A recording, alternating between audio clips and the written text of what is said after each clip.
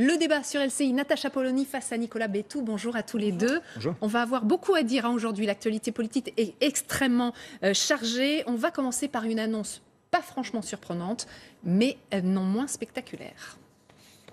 Le parti politique, c'est une chose, c'est les groupes parlementaires. On est au niveau des groupes parlementaires et il y a une ambition d'avoir des positions différentes entre des députés qui resteraient dans une opposition traditionnelle et d'autres députés qui siégeront à droite, clairement, mais qui seront dans une attitude constructive parce que nous avons aussi un Premier ministre de droite.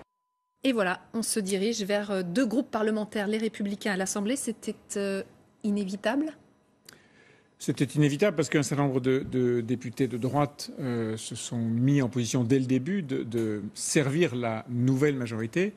C'était inévitable parce qu'un certain nombre de ces députés se sont fait élire sans avoir d'adversaire en marche contre eux. Je pense par exemple à Thierry Solère ou à Franck Riester.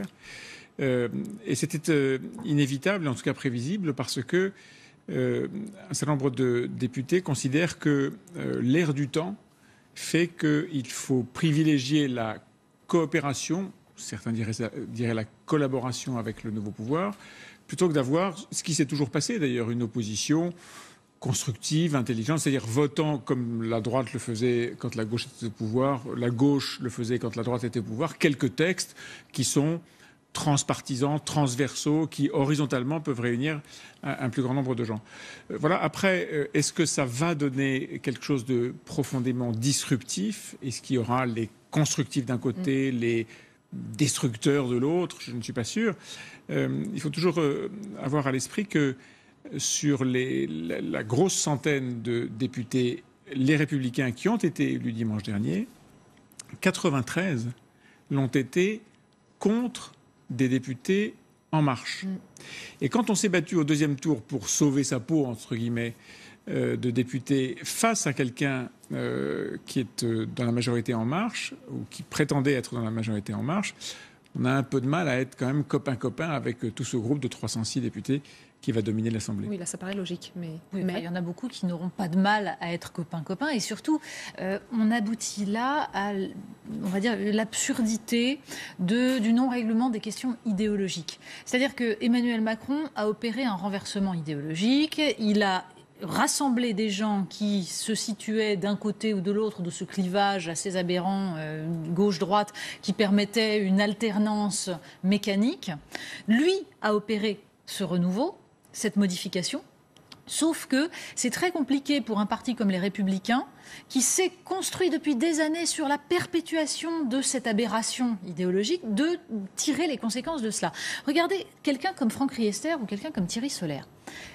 Qu'est-ce qui les différencie des élus de la République En Marche ? À quel moment, idéologiquement, il y a une différence ? Il n'y en a pas la moindre. Il n'y a aucune logique à ce qu'ils aient maintenu leur position dans un parti, les Républicains, qui, de toute façon, va essayer de trouver une stratégie bancale. Pourquoi ? Parce que Thierry Solère, Franck Riester, les supposés constructifs, en fait, vont voter tout ce qui va être proposé par le gouvernement. Ils ne vont pas voter à la marge, ils sont d'accord sur tout. Et ils essayent de le faire savoir. Thierry Solère s'est donné beaucoup de mal dans l'entre-deux tours pour faire savoir qu'il voterait tout. Il suffit de l'écouter aux côtés de Jean-Paul Delevoye interrogé, et lui-même, au moment où on lui demande son avis, répond tout pareil. Oui. Bon, ben voilà, ce sera tout pareil. Tout pareil. Les autres, en revanche, ceux qui ne seront pas constructifs, vont quand même voter comme il l'aurait fait logiquement, tout ce qui concerne les questions économiques. On voit mal des députés des Républicains trouver que la réforme du Code du travail ne correspond pas à ce qu'ils attendent. Non. Donc eux seront dans la position classique et en même temps un petit peu en difficulté parce que Emmanuel Macron leur a pompé une part de leur idéologie. Mais ils sont surtout amputés de toute une part de leurs députés. Bon, cela dit, c'est très sympathique de la part de Thierry Solère et Franck Riester et quelques autres qui ont quand même maintenu leur candidature, les Républicains, ce qui rapporte de l'argent à leur parti d'origine, alors que tout les poussait à rejoindre la République En Marche. C'est cynique tout ça, non ? Le point de clivage, aberrant. on va le voir assez vite. On va le voir le 4 juillet ou les jours qui suivront, puisque le 4 juillet, Édouard Philippe fait sa déclaration de politique générale, c'est-à-dire qu'il va dire ce qu'est sa politique, ce qu'est la politique qu'il suivra, celle du gouvernement. Et à ce moment-là, les députés devront voter ou pas la confiance.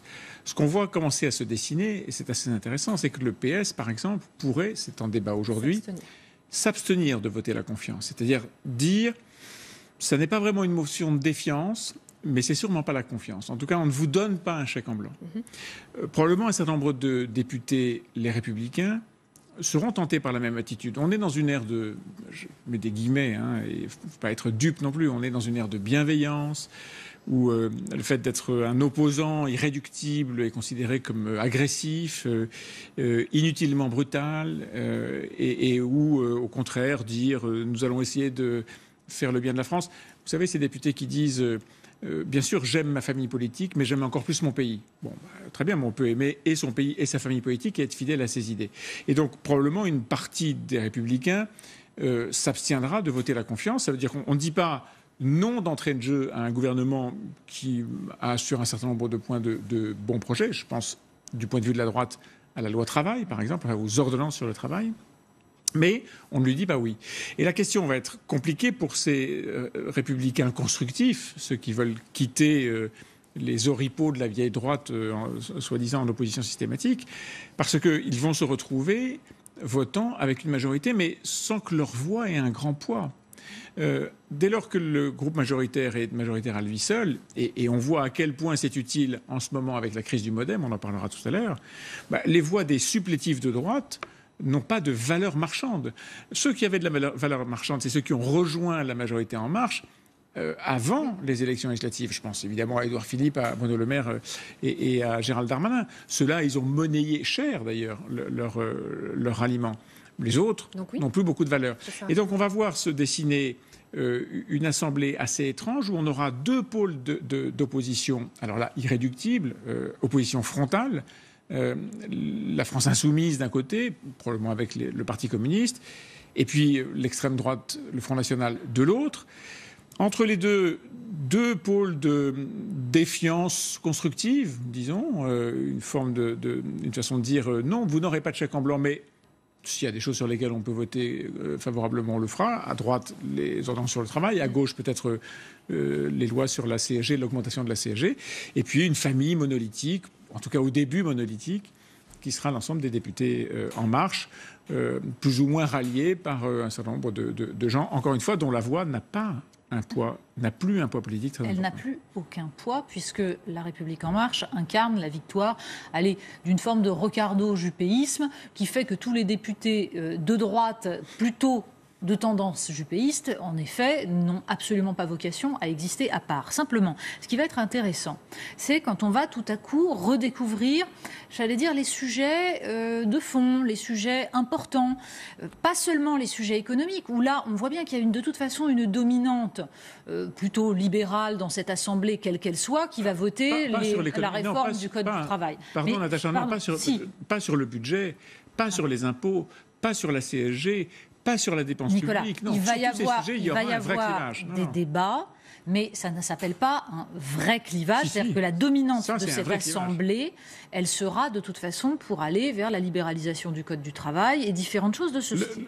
Simplement, le Code du travail, si je peux terminer, Nicolas, à mon avis, là où la droite peut entamer sa recomposition de façon véritable, c'est quand il va s'agir de redécouvrir toutes les questions ayant trait aux migrations, ayant trait à la sécurité, à la laïcité. Et là, en revanche, il pourrait y avoir des oppositions qui risquent de cliver, c'est-à-dire de cliver ce parti et de finalement le faire exploser. Et à la limite, ça ne peut être que très sain qu'on se souvienne tout à coup qu'il existe des sujets qui sont absolument cruciaux pour l'avenir de la France. Et là, en revanche, on va pouvoir avoir un débat politique qui peut-être toucher au fond des questions. Donc, ce serait pas mal. Vive la clarification. Donc, autre annonce aujourd'hui, mais là, surprise, cette fois-ci, regardez, c'est Sylvie Goulard qui quitte le ministère des Armées. En tout cas, elle a fait savoir qu'elle ne voulait plus faire partie du prochain gouvernement. Regardez, via un communiqué, elle se justifie. Je souhaite être en mesure de démontrer librement ma bonne foi. Il s'agit évidemment de l'affaire des assistants parlementaires européens qui concerne le MoDem. Est-ce qu'entre les lignes, finalement, elle n'est pas en train de condamner François Bayrou ? C'est sûrement pas une bonne nouvelle pour François Bayrou et Marielle de Sarnez de voir que Sylvie Goulard, qui n'est plus MoDem, mais qui a été MoDem et qui, à ce titre, a probablement été prise dans les raies de ces affaires d'assistants parlementaires, c'est sûrement une mauvaise nouvelle de voir Sylvie Goulard qui, avant même la nomination du gouvernement, dit « je n'en ferai plus partie ». Attention, elle ne démissionne pas du gouvernement, le gouvernement a démissionné. Mais elle dit « je ne souhaite plus faire partie du prochain gouvernement ». Et elle met effectivement la pression sur François Bayrou et sur Marielle de Sarnez. C'est un sujet qui va continuer à s'envenimer dans la mesure où on a le sentiment, aujourd'hui, à l'heure où on parle, on a le sentiment que Marielle de Sarnez commence à étudier une solution d'échappatoire, c'est-à-dire la jurisprudence Ferrand, je quitte le gouvernement où une mise en examen, par exemple, serait synonyme d'éviction immédiate, et je prends le contrôle d'un groupe parlementaire qui donne une position de puissance moins médiatique, moins exposée, moins sujette à ce genre d'affaires et de règlements de compte, si j'ose dire, politiques. Et puis, ce que Richard Ferrand a fait sur le groupe En Marche, il semble que Marielle de Sarnez soit prête à le faire sur le groupe parlementaire MoDem. Elle confiait à une de nos journalistes là tout à l'heure, c'est là que les choses se passent. C'est important d'y être. On se demande pourquoi est-ce qu'elle était au gouvernement depuis un mois. Mais oui. Je ferme la parenthèse. Et donc, c'est une possibilité. Et ça laisserait François Bayrou seul aux manettes pour défendre cette loi de confiance, ces lois sur la moralisation. Et à l'évidence, ça n'est pas un cadeau que lui a fait Sylvie Goulard. François Bayrou, en tout cas sous pression, les Républicains disent que sa position au sein du gouvernement n'est plus tenable. Je pense que M. Bayrou doit démissionner. Il y a déjà 2 ministres au tapis, M. Ferrand et Mme Goulard, ministre de la Défense. C'est un séisme en si peu de temps. Et ce qui est beaucoup plus grave, c'est que Mme Goulard, manifestement, est impliquée dans une affaire qui concerne le MoDem, présidée par M. Bayrou, lequel M. Bayrou est garde des Sceaux et a connaissance des éléments de l'enquête qui pourraient le viser. Donc on est dans un conflit d'intérêts, dans une confusion des genres extraordinairement scandaleuse. Qu'est-ce que vous en tirez comme leçon, Natacha Polony? Ça veut dire que, là, on le rappelle, le gouvernement est en train d'être formé, on le connaîtra demain soir avant 18h. Nous verrons quels seront les arbitrages. Ce n'est pas moi qui vais vous dire s'il y aura ou il n'y aura pas François Bayrou. Dans votre intime conviction. Mais ce qui me semble, c'est que, évidemment, c'est une arme fabuleuse pour les Républicains qui peuvent se saisir de cela, et ils auraient tort de ne pas le faire. Comme tous les opposants, ils demandent la démission. Mais en l'occurrence, il y a un véritable problème, François Bayrou. En effet, un garde des Sceaux est quand même censé être à peu près irréprochable. Et là, ça commence à se rapprocher. Et la démission de Sylvie Goulard est évidemment une manière de faire pression sur lui et de le mettre, en tout cas pour l'instant, sur un siège éjectable. C'est une menace. Simplement, il y a aussi derrière des équilibres politiques. C'est-à-dire que Sylvie Goulard incarne une tendance qui est une tendance fédéraliste européenne extrêmement importante. Et c'était un symbole à elle toute seule. Alors évidemment, elle était ministre des Armées, c'est-à-dire pas de la Défense, parce qu'on sentait bien que Emmanuel Macron avait décidé de reprendre en main une part de ce dossier de la défense et de lui laisser en gros la gestion des troupes, la gestion des hommes. Mais la question va être de savoir qui il va mettre à ce poste, qui va être un poste majeur dans les années qui viennent, en particulier pour les questions européennes, parce que la constitution d'une Europe de la défense, c'est quelque chose de fondamental. Savoir si cette Europe de la défense va être inféodée à l'OTAN ou si elle va se constituer de façon à peu près indépendante, dans quelle relation avec l'Allemagne, quel avenir pour la force de frappe nucléaire, ça, ce sont des questions beaucoup plus intéressantes que l'avenir du MoDem. Simplement, en effet, l'avenir du MoDem, personne ne serait profondément choqué que François Bayrou soit, disons, exfiltré du gouvernement. Du côté d'Emmanuel Macron, on peut dire qu'Emmanuel Macron n'a plus besoin du MoDem et qu'il est en train de manœuvrer en sous-main pour essayer peut-être... Écoutez, si on s'en réfère au nouveau code de la politique, encore une fois la bienveillance et les mains ouvertes, on peut se dire que Emmanuel Macron voudra chercher la meilleure solution pour tout le monde. La réalité, c'est que Emmanuel Macron doit aujourd'hui faire une réflexion, une sorte de dosage entre l'avantage qu'il y a à laisser François Bayrou au gouvernement et le laisser quasiment seul comme cible des affaires et des Éric Ciotti et de l'opposition et de tous ceux qui pensent que garde des Sceaux, impliqué dans une enquête préliminaire et par ailleurs patron du parti qui est au cœur de cette enquête préliminaire, il ne peut pas tenir. Donc plus il est une cible, plus il s'affaiblit, plus Emmanuel Macron pourra le jour venu se dire « François, je suis désolé, mais vraiment là, ça n'est plus tenable ». Et François Bayrou, éjecté du gouvernement, sera un adversaire moins dangereux qu'il ne le serait s'il sortait aujourd'hui. Et ça, c'est un premier plateau de la balance. L'autre plateau de la balance, c'est je le sors immédiatement, aujourd'hui. Je m'en fais un ennemi, mais comme toujours, François Bayrou a toujours été l'ennemi de ceux qui l'ont aidé. Chaque fois que quelqu'un l'a aidé, François Bayrou a fini par se retourner contre lui. Et donc, il devrait, dans cette hypothèse, gérer un François Bayrou relativement remonté contre le président de la République. Tous les députés La République en marche, qui aujourd'hui s'expriment en off ou en on, disent François Bayrou doit partir. Certains disent même avec humour qu'il va falloir le déloger de force du ministère de la Justice. Et donc, tous les gens qui ne sont pas du MoDem comprennent qu'il y a un vrai problème Bayrou, qui est plus d'ailleurs un problème François Bayrou qu'un problème Marielle de Sarnez. Marielle de Sarnez, elle est moins visible et moins emblématique que François Bayrou. C'est lui le problème. Et c'est lui qui risque de rester au gouvernement. François Bayrou qui tient visiblement à sa place. Regardez comment il a réagi sur le départ de Sylvie Goulard. Il parle de décision. Regardez, il l'a confié à l'un de nos journalistes cet après-midi. La décision de Sylvie Goulard est liée à des raisons strictement personnelles et ne remet pas en cause la participation du MoDem au futur gouvernement. Donc il a mis vraiment l'accent sur les raisons personnelles. Alors, que ça ne remette pas en cause la participation du MoDem en tant qu'allié politique, en effet, et on peut envisager l'entrée d'autres députés MoDem dans ce gouvernement. Certains noms ont été évoqués ces dernières heures. Donc en effet, ça, pour ce qui est du MoDem, il n'y a aucun problème. En revanche, la décision strictement personnelle de Sylvie Goulard semble quand même toucher largement la personne de François Bayrou, dans la mesure où si quelqu'un est responsable de la situation dans laquelle s'est retrouvée Sylvie Goulard, qui aurait à l'époque confié qu'elle était gênée par cette situation, c'est bien François Bayrou. Donc, bon, il se défend comme il peut, mais encore une fois, et là je suis d'accord avec Nicolas, c'est quand même difficilement tenable. Alors, juste un ou deux points en précision. Sylvie Goulard... en un mois d'exercice de son métier de ministre des Armées, n'a pas convaincu le milieu. C'est le moins qu'on puisse dire. Elle est même assez mal accueillie par le milieu. Je voyais à midi des représentants, disons, de l'industrie de l'armement au sens large. Et ces industriels semblaient dire qu'elle n'était vraiment pas à sa place et qu'elle le ressentait elle-même. Bon.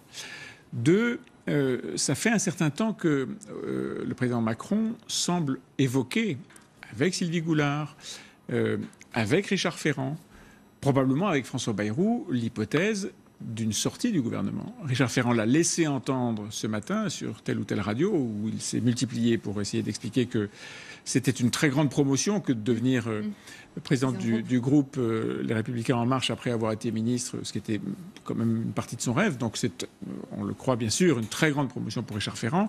Mais il a expliqué qu'il en avait discuté déjà depuis quelques jours avec le président de la République, donc avant même le deuxième tour des élections législatives. Il semble que, en ce qui concerne Sylvie Goulard, c'est la même chose. Elle en avait parlé il y a un moment, ou en tout cas, elle avait évoqué ce risque avec le président de la République et probablement avait-elle décidé depuis un moment de partir. Et c'est tellement vrai qu'elle publie son communiqué 2 jours, presque 48 heures avant la nomination du prochain gouvernement, ce qui est vraiment, encore une fois, à la fois une façon de dire à François Bayrou, maintenant, prends tes responsabilités, cher François Bayrou, et c'est aussi une façon d'essayer de se dégager de ce piège du MoDem dans lequel elle est prise. Mais à chaque fois, Emmanuel Macron revient, pardon d'insister, revient dans vos mots. Ça veut dire que c'est lui et lui seul qui est à la manœuvre. Oui. Évidemment. Et d'ailleurs, là encore, le fait d'avoir nommé Sylvie Goulard à la Défense, ou plutôt je le répète, au ministère des Armées, ce qui n'est pas anodin, prouve bien que c'est un sujet sur lequel Emmanuel Macron a décidé d'avoir entièrement la main, parce que c'est un sujet crucial. Et il va falloir examiner ce qui va se passer dans les mois qui viennent avec le budget de la défense. C'est un enjeu crucial. Nous sommes en guerre, nous avons des enjeux à défendre, nous avons une défense européenne à construire, nous sommes les seuls à la porter depuis le Brexit. Tout ça va nécessiter énormément de solidarité. Et en effet, avoir choisi quelqu'un comme Sylvie Goulard, qui n'était absolument pas à sa place, avoir choisi de déplacer Jean-Yves Le Drian, qui s'était constitué une forme de, on va dire, non pas de baronnie, mais en tout cas une expertise suffisante pour être reconnue par l'ensemble du milieu et donc une forme de puissance. Tout cela n'est pas anodin et ça prouve une certaine vision d'Emmanuel Macron dont il va falloir observer les conséquences. Et là, on est largement au-delà des problèmes de partis politiques et des problèmes d'équilibre au sein d'un gouvernement. Là, il s'agit de l'avenir de la France, il s'agit de décisions majeures. Qui va les prendre? C'est évidemment Emmanuel Macron. Arrêtons. On est en effet dans une gouvernance totalement centralisée, totalement verticale. Il va décider de l'ensemble des enjeux. La question est de savoir dans quel sens. Nous avons une phrase du jour. On l'écoute. Je pense quand même que par cette délicatesse du cœur particulière que Marine Le Pen a tenu à me faire ce cadeau le jour de mon anniversaire. Nous sommes le 20 juin, c'est effectivement l'anniversaire de Jean-Marie Le Pen et ce jour même se tenait un bureau politique au Front National et ce bureau politique était fermé à Jean-Marie Le Pen. Il a trouvé porte close à son arrivée, effectivement. Une mise en scène de la part de Jean-Marie Le Pen qui était bien entouré de la presse. Qu'est-ce que ça vous inspire, cette petite phrase à l'encontre de sa fille ? Ambiance quand même. Oui, des sourires un peu navrés, affaires de famille, affaires un peu ridicules. Rappelons les faits, Jean-Marie Le Pen a été exclu de son parti, du parti qu'il a fondé. Cette exclusion a été confirmée par la justice. Il en avait appelé aux tribunaux pour faire annuler cette décision de Marine Le Pen, sa fille, lesquels tribunaux ont, dans le même temps, si j'ose dire, confirmer le fait qu'il pouvait rester président d'honneur. Donc il n'est plus membre du parti, il peut en être président d'honneur. Et c'est à ce titre qu'il se présentait ce matin. Son rôle, son influence politique, elle est aujourd'hui à peu près nulle. Dans plusieurs départements, dans plusieurs circonscriptions, il avait par exemple parrainé des candidats qui ont fait des pouillèmes, quelques points de voix. Je pense par exemple à un endroit où il a fait échouer un candidat Front National en parrainant un autre candidat, quelqu'un qui lui est reporté à lui et qui a recueilli à peu près 5% des voix, empêchant ainsi le député Front National d'être au deuxième tour. Je ne sais pas si ce député aurait gagné, mais à l'évidence, les gens du Front National peuvent se dire « celui-là n'est plus tout à fait des nôtres ». Alors après, il garde une puissance médiatique. On le voit, il sait mettre en scène, il sait avoir la petite phrase qui fait rire ou grincer des dents. Voilà, je pense que je ne suis pas un fan de tout ce qui est le rejet d'un revers de main de la vieille politique. Mais là, franchement, c'est vraiment de la vieille popole, comme on dit, dans une vieille marmite. Oui, disons que président d'honneur, il y a un mot de trop, quoi. C'est-à-dire qu'on se demande vraiment en quoi l'honneur a quoi que ce soit à voir avec ça. La question n'est pas là. Il va se jouer quelque chose dans les mois qui viennent, là aussi, de ce côté de l'échiquier politique. La recomposition du Front National est inévitable et elle doit avoir lieu parce qu'il y avait des clarifications qui devaient être faites, qui ne l'étaient pas parce qu'il y avait une dynamique. À partir du moment où Marine Le Pen a démontré son incompétence à porter la voix du Front National, les appétits vont s'aiguiser. Marion Maréchal est partie sans doute peut-être pour revenir pour 2022, mais en attendant, il y a toute une part de l'électorat français qui attend d'avoir une voix, d'avoir un porte-voix. Mais Jean-Marie Le Pen n'a rien à voir là-dedans. Ah, strictement. Mais rien, c'est pour ça que je vous dis, on s'en fiche totalement. Je vais vous dire une chose, ce qui me navre, c'est qu'on éprouve encore le besoin d'en parler, de voir. Pardon, mais juste peut-être que vous seriez d'accord avec l'une de ces phrases. Il parle de revers à l'élection présidentielle et à l'élection législative. La règle démocratique et républicaine, c'est que dans ces conditions, on démissionne. Oui, c'est quelque chose qu'il a probablement oublié de faire, de s'appliquer à lui-même, parce qu'il n'a pas eu que des succès électoraux, comme vous le savez. Il a même eu beaucoup d'échecs, mais il a continué, et envers et contre tout, il est arrivé une fois à un deuxième tour de l'élection présidentielle. Il n'a pas fait mieux que 18% au second tour, mais il y est arrivé. Et donc, non, dans un parti en construction, dans un parti au pouvoir, je pense que c'est une bonne chose que celui qui a perdu démissionne. On est en train de l'expérimenter avec ce qui se passe aujourd'hui dans ce grand renouvellement de la vie politique française. Je veux dire des hommes et des femmes qui font de la politique en France. Ça, c'est très bien. Mais un parti qui est en construction ne peut pas, à chaque échec, renouveler complètement ses cartes, puisque ce sont des gens qui, par définition, tendent vers le pouvoir sans y arriver du premier coup. On peut ajouter qu'il faut se souvenir... La question n'est pas là. Enfin, là aussi, c'est pas à nous de dire si Marine Le Pen doit rester ou pas. Simplement, souvenons-nous de ce qui s'est passé au premier et au second tour de l'élection présidentielle. C'est-à-dire que tout de même, le Front National a fait 35% des suffrages exprimés au second tour d'une élection présidentielle.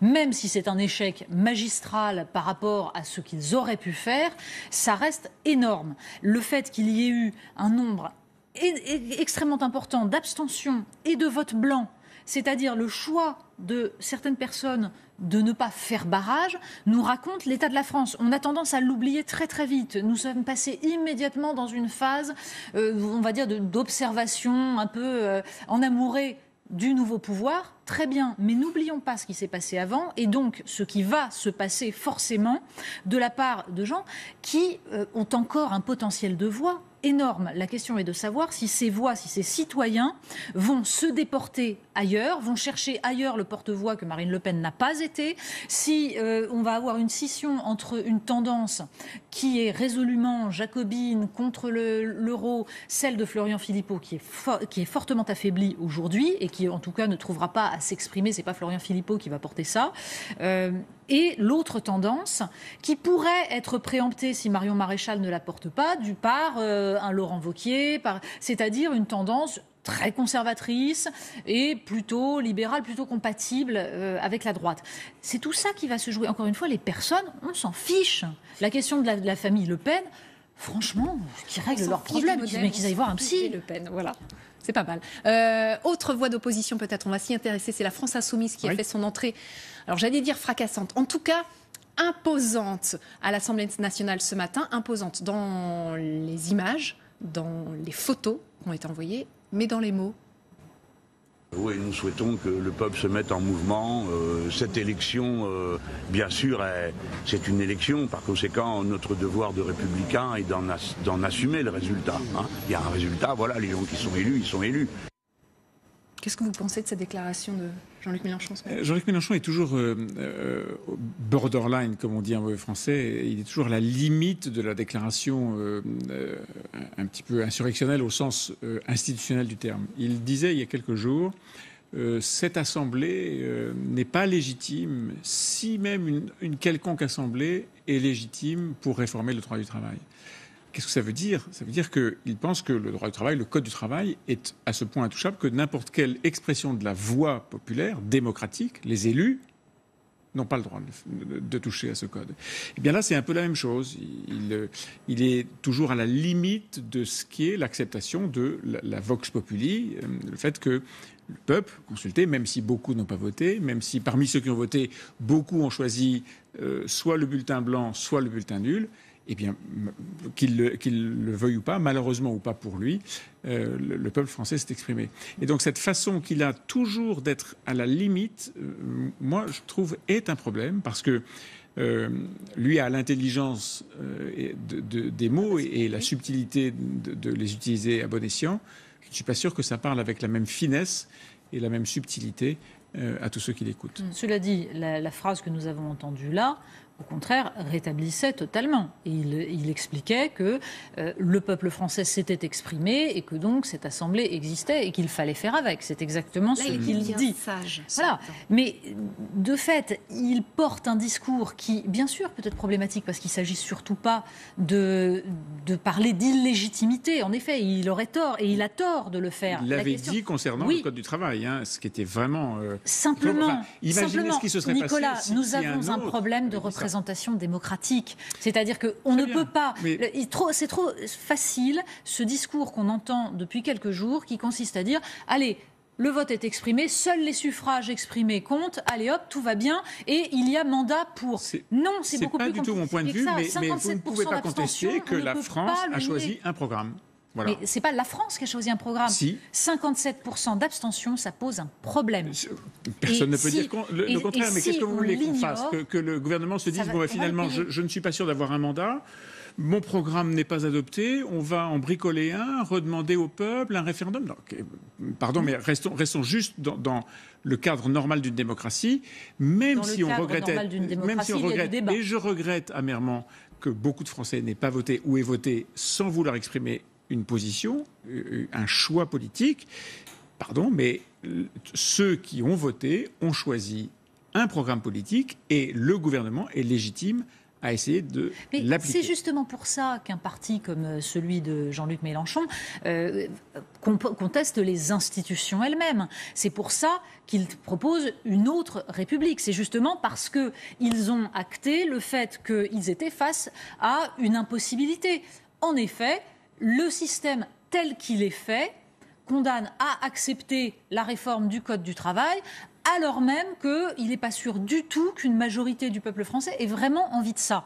Donc ça pose un problème institutionnel, ça pose un problème démocratique. Il va falloir se coltiner ces questions-là dans l'avenir. Et ce n'est pas simplement une petite dose de proportionnel qui suffira à régler cette question. Il faut une réflexion d'ampleur sur tout ce qui permet à une démocratie de vivre, c'est-à-dire comment on réintroduit l'ensemble des citoyens dans ce jeu démocratique, parce que pour l'instant, ils en sont sortis. On est parfaitement d'accord. Si on ne le fait pas, on va vers de sérieux ennuis. On est parfaitement d'accord, mais si vous choisissez, pour aller vers cet objectif, de délégitimer l'Assemblée actuelle, si vous dites aux citoyens ceux qui ont voté ne peuvent pas imposer leur point de vue parce qu'il y a un problème général de démocratie, alors vous abîmez le sujet même que vous voulez traiter. Mais il ne s'agit pas de dire ça, en effet. Il s'agit simplement de réclamer du débat. En tout cas, c'est ce que Jean-Luc Mélenchon suggère. Vous voyez bien que lui-même, il a rectifié. Parce qu'il se rend compte que c'est un peu tendancieux. Oui, mais en revanche, on se rend compte aussi qu'en face, il y a des discours très problématiques qui consistent à effacer très très très vite les résultats des 4 derniers votes. Parce que ça n'est pas anodin, encore une fois. 15% des inscrits pour La République En Marche au premier tour des législatives, 18,8% au second tour. Pardon, mais c'est loin d'être un plébiscite. J'ajoute, Natacha, que Jean-Luc Mélenchon est peut-être un élu de Marseille, mais il est député de tous les Français. Oui. Et donc lorsqu'il dit, et je pense qu'il a dû s'en rendre compte, que au fond, cette Assemblée n'est pas complètement légitime pour faire ceci ou cela, il se met en cause lui-même, il met en cause, en doute, lui-même, sa propre légitimité. Je vous le redis, il est député de tous les Français et pas seulement de ceux qui l'ont élu à Marseille. Oui, et c'est pour ça qu'il est pour une révision des institutions, encore une fois. On parle d'un tout nouveau député qui est Jean-Luc Mélenchon, on va parler d'une autre, c'est votre coup de gueule,